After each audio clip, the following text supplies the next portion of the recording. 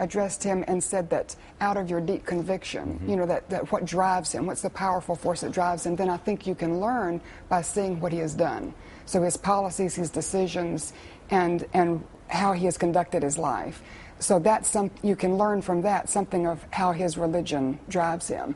And I think rather than discussing all the religion, and I'm not into religion, and I know that would be another discussion, and I would like to talk about Easter morning at some point this morning because this is our day. And but your religion, what's on the table is the policies. You know, the decisions, what's the social politics that's driving this nation right now. So I think it's not, the discussion of religion is almost a smokescreen and a diversion from the real issue, and that's the policies. And there's a clear choice, I think, this fall between the way the nation's going to be led. And that's what I think we ought to be looking at, not so much as at the religious preference of a particular person. President Kennedy, even though this is a speech that causes Senator Santorum stomach problems, in 1960 gave a marvelous statement of this, on exactly this point, that he was not the Catholic candidate for president, he was the Democratic candidate for president. And voters can make a judgment on the whole person, the whole policy. But I don't think, to go to the Congressman's point, I don't think we want presidents sitting around discussing substitutionary atonement. You know, we don't want people, I think, discussing, there's enough for presidents to do without having them worrying about the theologies of different religions. And the reality is that religion informs your thinking, but look at in the United States right now.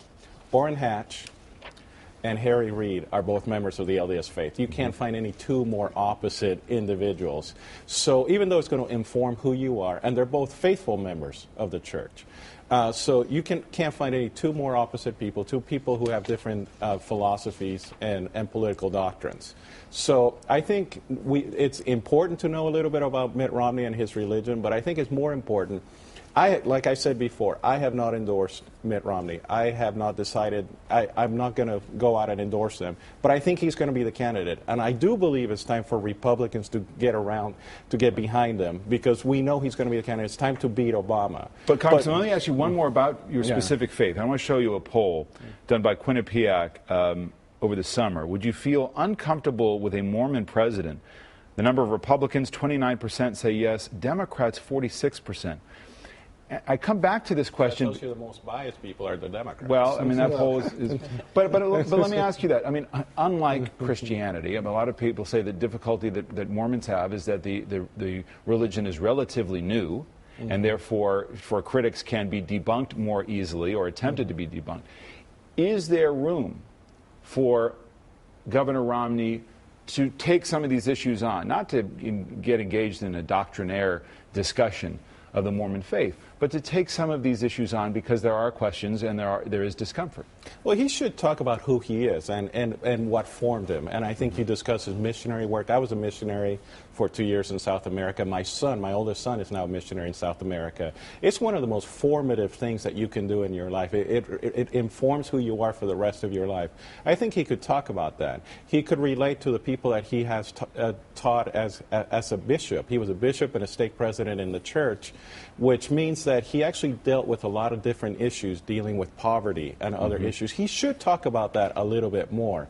But if you want, you shouldn't be getting into the theology, because every church has a different dogma, different teachings, and we shouldn't be judging, as Emmanuel just said. We shouldn't be judging. Our Constitution tells us that we shouldn't be having religious tests. Right. Who's going to be the president? Let me take a quick break here. We'll continue this discussion on the other side of it. More from our roundtable on this Easter morning discussion after this.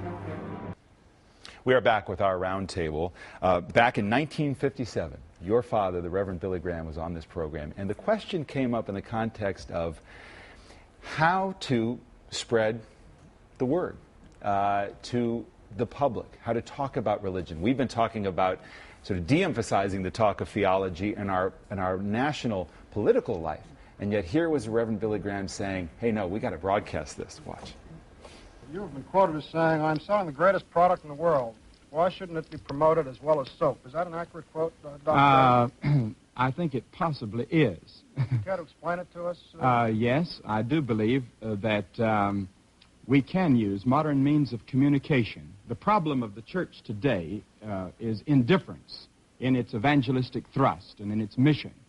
It's facing apathy and indifference.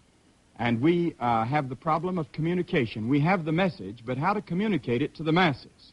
And we have used television and radio and the press and every way we possibly can to communicate the fact that Christ can transform human lives. He was for and is for using every platform available. Right.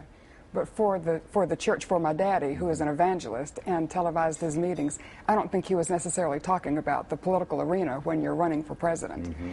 And we were just having a discussion over the break that it's interesting that Jimmy Carter and George Bush were both considered evangelicals, but very different. So to me, I still think we need to look at the policies. And I do want a president. I would not vote for a man who was an atheist, because I believe you need to have an acknowledgement of reverence, of fear for Almighty God. And I believe that's where wisdom comes from. And it's so interesting you say that, the point about the public's desire for men and women of faith in national life. And we have some polling that indicates really that point of just how strongly that belief is held. 65%, Archbishop, believe that it's important that a presidential candidate believes in God. You know, I think people have an intuition that religious faith is connected with the moral values that make for just laws. And that if we cut our laws away from their moral moorings, we're not going to have a society which we would like to think of as a civilization of justice and love. So I think that what we want to say is that religion is not an irrational force. It's not a divisive force. In all of our diversity, our faiths contribute to a moral consensus that underlies our laws. And the more we build that moral consensus about the dignity of human life, solidarity, the common good, the more we're going to be able to find ways of talking across the partisan divide. And so I think that religion has a huge role to play, and we have to watch out getting instrumentalized one way or the other. And James, that was the Madisonian position, is that religion would be a force, not the force. We've seen how well theocracies work around the world.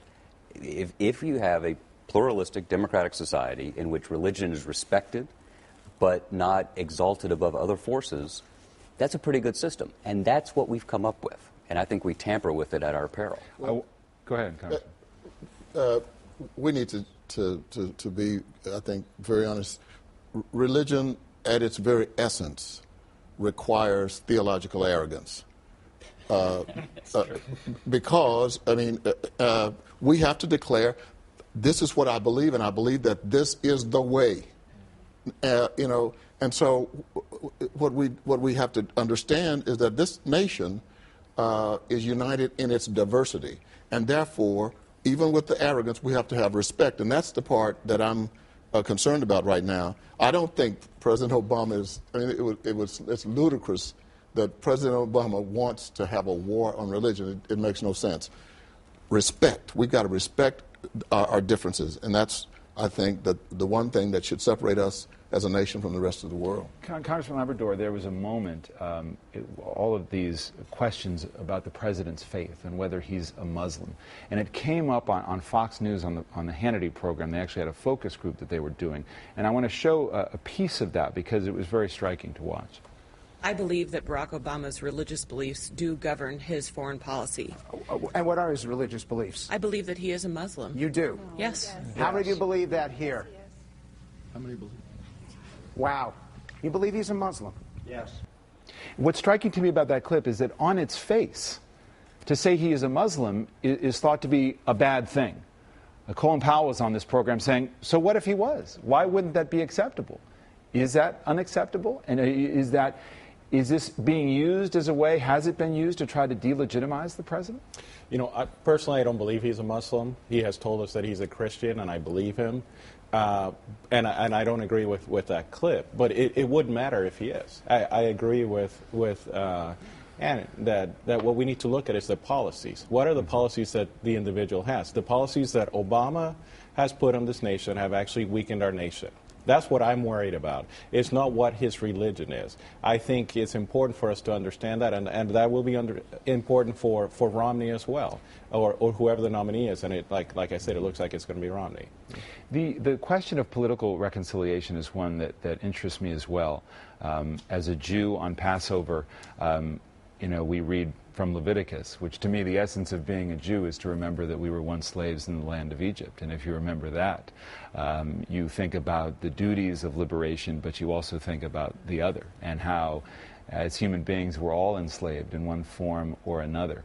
Is there a path? Does anybody see a path from their own religious faith convictions to take it into the political arena as a way to reach some kind of reconciliation that we don't see? Well, it seems to me that as we approach and celebrate these high holy days that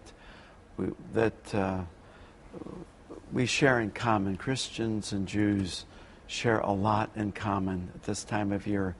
Among them, the Exodus story and the story of a liberation not just from one place to another, but from sin to grace and a restoration of human dignity. I think that what we need to uphold in our country is a renewed sense of the dignity of the human person. And the dignity of the human person always includes the person's transcendent dimension, the fact that the person has an openness to God, and also the values, the truths that underlie human dignity. And various religions might approach that in various ways, but I think the true test for religious liberty is when the minority on popular views find respect. And I would just also add, and I represent some of those. I represent those teachings that are a bit countercultural. Those have to be respected and accommodated as well as others. But our finest hours have been driven in part by religious motivation and conviction. Arguably the greatest moment of religious non-denominational cooperation was the Civil Rights Movement. The Reverend Martin Luther King performed an essential mosaic role in an Exodus story. And he did it on the steps of the Lincoln Memorial. Lincoln had run against a evangelist for Congress, and in fact went to one of his meetings once, and the evangelist did the altar call and said, "Anyone who wants to go to heaven, get up." And Lincoln didn't stand up.